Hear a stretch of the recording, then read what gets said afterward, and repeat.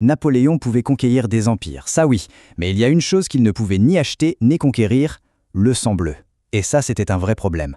Pour que son pouvoir dure, il lui fallait absolument une lignée royale. Alors, la question c'est, comment est-ce qu'il a utilisé l'art pour, en quelque sorte, fabriquer une impératrice et, à travers elle, cette dynastie qui lui manquait si désespérément? Alors pour comprendre tout ça, il faut regarder une peinture de 1810 qui est assez particulière. À première vue, on pourrait croire à une simple scène de vie de famille et un moment intime. Mais en réalité, on est face à un portrait royal qui fait exploser toutes les conventions, qui brise absolument toutes les règles du genre. Si on y regarde de plus près, ce tableau est signé Alexandre Menjot. Et qu'est-ce qu'on voit? L'impératrice Marie-Louise, assise à son chevalet, en train de peindre Napoléon. C'est incroyable, non? Les rôles sont complètement inversés. C'est elle l'artiste, la créatrice. Et lui, l'empereur, l'homme le plus puissant d'Europe, eh bien il n'est que le modèle, le sujet passif. C'est une rupture, mais une rupture radicale avec des siècles et des siècles de tradition royale. Donc, forcément, la question se pose, pourquoi une telle mise en scène? Ce n'est évidemment pas juste un hobby qu'on a voulu immortaliser. Non, ce tableau, c'est une déclaration politique. C'est un message très fort, très audacieux, qui vient complètement redéfinir la dynamique du pouvoir au sein du couple impérial. Et pour vraiment saisir la portée de ce tableau, il faut faire un petit bond en arrière. Il faut comprendre le problème politique énorme, colossal, auquel Napoléon faisait face, même au sommet de sa puissance. Écoutez cette citation, elle est fascinante. Elle nous en dit long sur l'échelle de son ambition. Napoléon, il ne se voit pas comme le successeur des rois de France, non. Il vise beaucoup plus haut. Il se place carrément dans la lignée de Charlemagne. Mais voilà, cette ambition immense, elle se cognait à un mur. Et on arrive là au cœur du problème. Napoléon avait beau être un génie militaire, son empire était incroyablement fragile. Pourquoi? Parce qu'il n'avait pas le fameux sang bleu.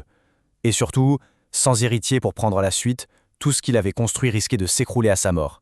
C'est simple, un empire sans dynastie, c'est un empire qui ne dure pas. Cette petite phrase qu'il aurait murmurée à son frère le jour de son sacre, elle est très révélatrice. Elle montre à quel point tout ça était nouveau, inédit pour lui aussi. C'est presque de l'étonnement sincère d'un homme qui prend conscience de son ascension absolument incroyable. Alors, face à cette impasse, Napoléon va prendre une décision terrible, mais terriblement politique. Une solution radicale. Il va divorcer de Joséphine, la femme qu'il aimait, pour épouser qui? Une descendante de la plus vieille et surtout de la plus fertile des familles royales d'Europe, les Habsbourg. Et là, le contraste entre les deux est saisissant. D'un côté, on a Napoléon, l'empereur parvenu, celui qui s'est fait tout seul, et de l'autre, Marie-Louise d'Autriche, l'héritière d'une dynastie millénaire, surpuissante.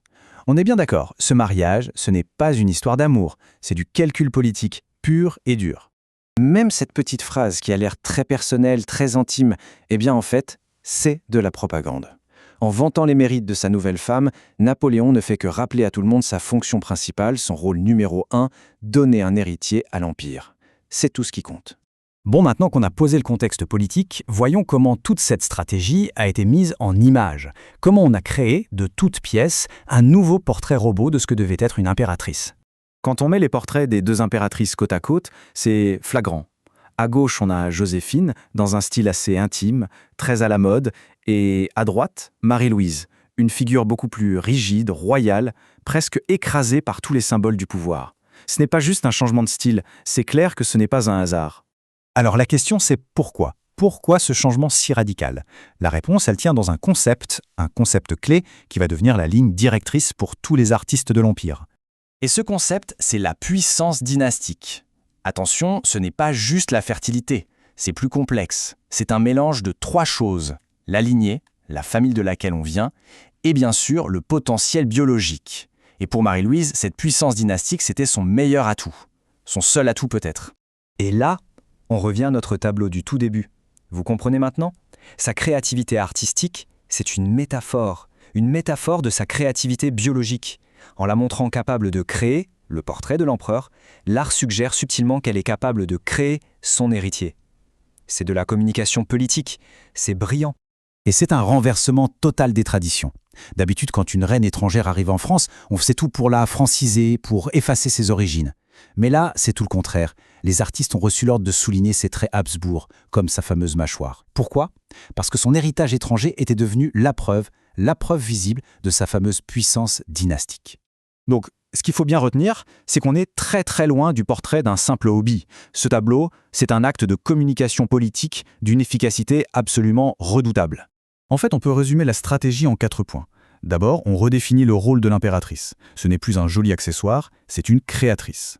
Deuxième point, on utilise son sang Habsbourg comme une sorte de tampon, un gage de légitimité. Troisièmement, on fait le lien entre art et biologie. Son talent devient la promesse de sa fertilité. Et tout ça pourquoi ? Pour l'objectif final, créer un tout nouveau langage visuel pour une dynastie qu'on veut voir durer pour toujours. Mais, il y a un mais. Derrière cette image très moderne d'une impératrice artiste, créatrice, il y a la réalité, beaucoup plus froide, révélée par cette citation de Napoléon lui-même. Oui, l'image de Marie-Louise était puissante, mais ce pouvoir, il était entièrement tourné vers une seule chose, son rôle traditionnel, son rôle de mère, son rôle dynastique. Et tout ça, finalement, ça nous ramène à notre époque. Parce que l'art de la propagande politique, il n'a pas disparu avec Napoléon. Loin de là. Il a juste changé de support. On peut se poser la question, aujourd'hui, comment est-ce que les dirigeants utilisent les images, que ce soit les portraits de famille officiels ou les photos postées sur les réseaux sociaux, pour construire un discours, un récit sur le pouvoir, la stabilité, la légitimité. Si on y regarde bien, on se rend compte que les stratégies, au fond, n'ont peut-être pas tant changé que ça.